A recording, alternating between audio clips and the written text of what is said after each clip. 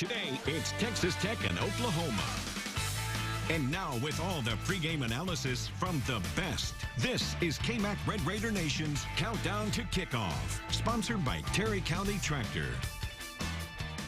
All right, back on Countdown to Kickoff, now joined by K4's Nate Fakin in Oklahoma City for a closer look at the Sooners. Nate, Oklahoma's unbeaten headed into today, longest winning streak in the nation. You'd think everybody would be riding high there in Norman, but because of all those close calls, not necessarily the case. It's been a very strange year.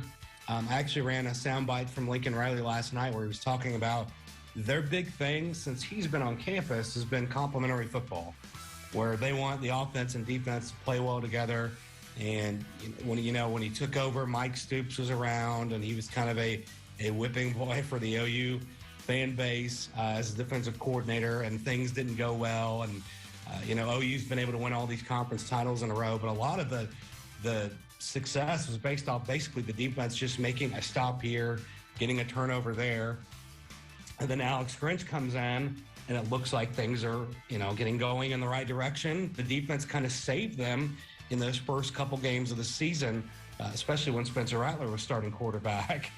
And since they made the switch in the Cotton Bowl against Texas from Rattler to Williams, the offense has taken off and looked like it usually has under Lincoln Riley since he's been OU's head coach. And now it's the defense that is struggling. But it's strange that it's gone from the defense being the strength to the weakness now, to the point where you hear people questioning, is Alex Grinch even the right guy now? I think it's gone from that bit of extreme in just 2 months of football. So it's a very weird deal. They're 8-0, but people couldn't be more angry all at the same time. I guess you could say OU fans are pretty spoiled, probably more than anything.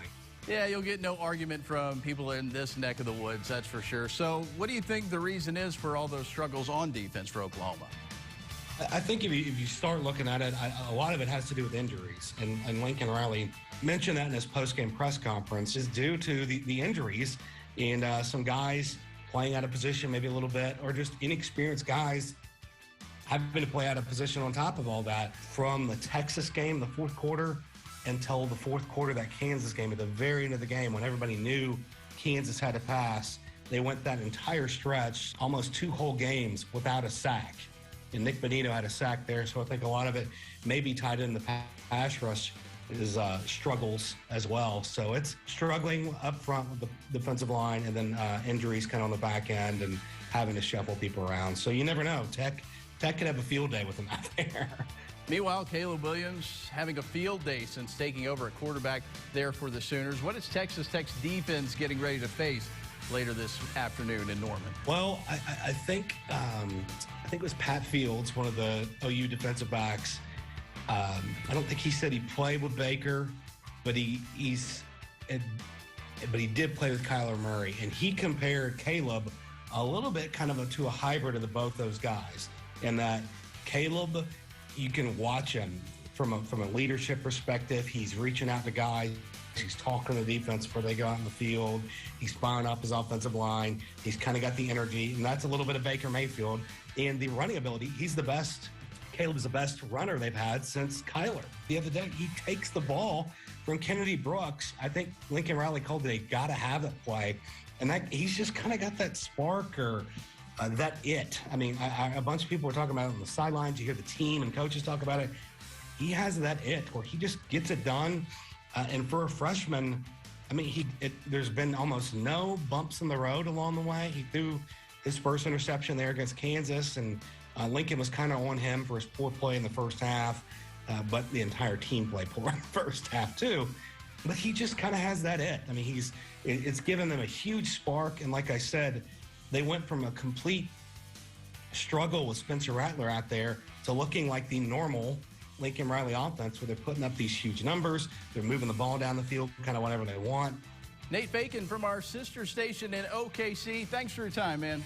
Anytime, man. Happy to help. And for more on Texas Tech's thoughts on the Oklahoma run game, let's send it back out to Mason Horodisky in Norman. Thanks, David. Now, look, it's no secret so far this season that Texas Tech has had their fair share of struggles when it comes to defending the running game, but Oklahoma just might be their most formidable foe yet in the backfield. Let's start with the man who takes those handoffs. 767 rushing yards, 9 touchdowns, one of the best running backs in the entire Big 12 Conference, but as good as he is, someone who might be just as good is the guy who will give him those hands off. Caleb Williams, just as dangerous when it comes to running the ball as a dual threat quarterback for the Sooners. Ever since taking over in that starting position for Spencer Rattler, he has been a shot in the arm for the Sooners offense, and Sonny Cumbie knows that he and his defense are going to have their hands full with a possible Heisman candidate under center. The quarterback run game, especially with Caleb since he's taken over, has really added another dimension to their offense, obviously. Kennedy Brooks is a phenomenal back, coming back off of the year that he had off, and looks great. And so, it seems like they have played with a lot more energy, the execution.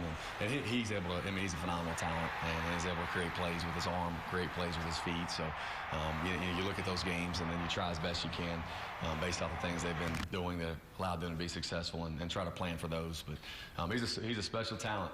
Just as scary with his legs as he is with his arms. Not only do the Sooners have a dual threat quarterback, but with Kennedy in that backfield as well, a dual threat running game. Going to be a tough one to defend for Cumbie and co. David?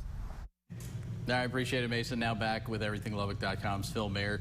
Obviously, we've talked about it a lot, Phil. The run game's certainly going to be something to worry about, but you think blank is a major X factor in this one?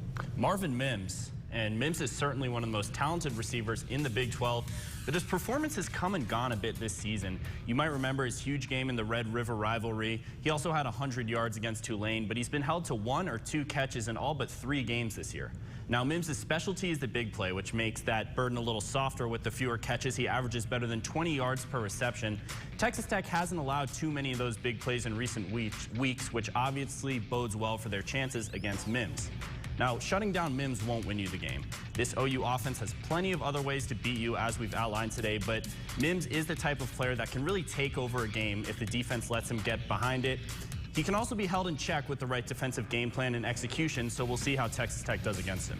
Wide receiver that hasn't had that many great games here or there. It sounds kind of familiar. Yeah, I can think of another guy who's like that. I think we might talk about him in a minute. All right, stick around. Up next on Red Raider Nation's Countdown to Kickoff, Mason will rejoin us actually in a little bit, but up next, really, it's time for another edition of Board Games and some amazing headlines, I'm sure.